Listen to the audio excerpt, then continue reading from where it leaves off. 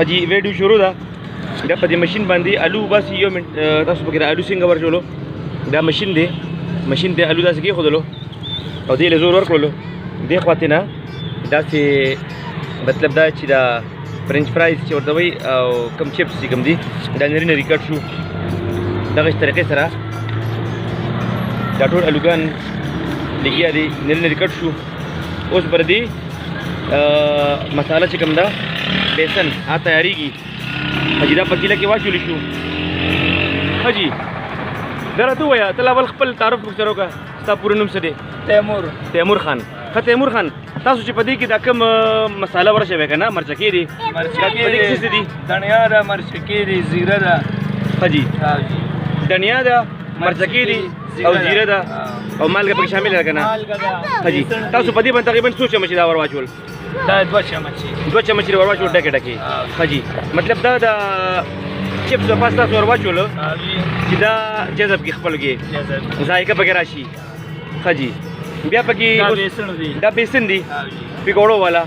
دا پکې څونه ورچې جی دا پکې 2-3 چمچ ودا ورواچي 2-3 چمچ ودا ورواچي چې واخ نقلی بیا ولګ نور ورواچي حجی ښا بیا په 2-3 چمچ نور لاس کې راوالي ورواچي حجی ښا ٹھیک دی جی ها دا بیسن هم پدې کې ورواچول شو تاسو څنګه پته ولګی چې دا دی واغستل دې څه خاصیت څه مطلب پیژنګلو دا دې خپل بدلېږي یو بل نبی نه جدا کیږي یو بل نه جدا کیږي حاجی ښا بس دا جوړ شو دا تیمور خان دی چې د مټې په سور پول کې د چپس او د پکوړو دکان دی ډابه ده ډېر ښکلي ذایقه‌دار چپس هم پخوي او ډېر ذایقه‌دار پکوړې هم پخوي نو ما مناسب وګڼله چې دا د خپلې مینهوالو ته وښیم چې دا چپس څنګه تیارېږي او دا پکوړې څنګه تیارېږي نو بیا تاسو ځان په خپلو کورونو کې هم داسې ښکلې تیارول شي او که چېرې د نږدې یې د دې ډابې ته راتلی شي او داسې خوړلی شي نه دا اوس دې غوړو ته ورشي دا تیل دي او غوړین دي تاسو په تیلو کې هم دا فرای کولی شي او په غوړو کې هم فرای کولی شي حاجي دا به څومره وخت کې فرای کېږي تیمور خان صرف 5 منٹ کې به دا پاخه شي محمد مور باندې یعنی حاجي ښا زبردست ډېر ښکلي چپس تیارېږي فرنچ فرایز دا بل چانټ ته لګي چې دا ښکاره شي ټولو مینهوالو ته حاجي زبردست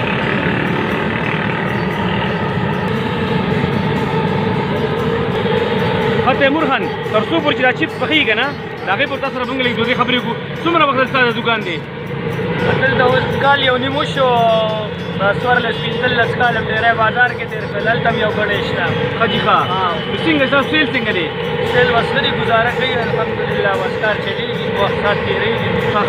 خلک راځي یعنې مطلب دا په مینه به تاسو نه اخلي او خوري په مینه راځي او د سیند غاړې له هم خلک راځي خو په مینه دلته ودرېږي ورته ځای نه چپس پکوړې والي بیا ځي حاجي ښا کوم خلک چې رمونډۍ سیند ته ځي یا رمونډۍ ډیم ته ځي کتلو دپاره دلته راځي تاسو نه چپس والي او بیا خوري چپس والي پکوړې والي سیند غاړې ته دلته څوک وخوري څوک واخلي حاجي ښا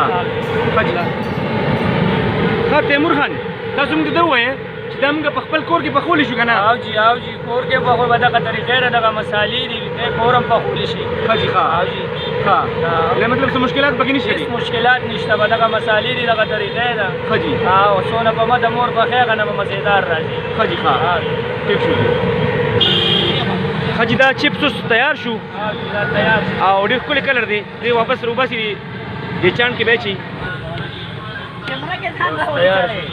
دا تیار شو دا ټماټو کېچ سره به خوري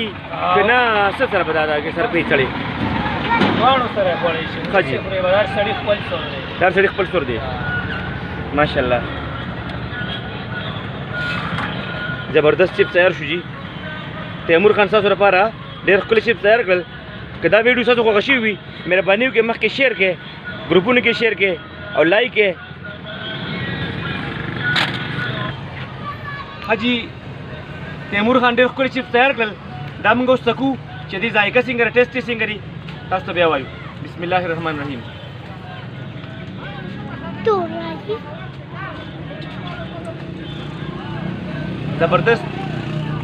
زبردست چپس پخ شوي دي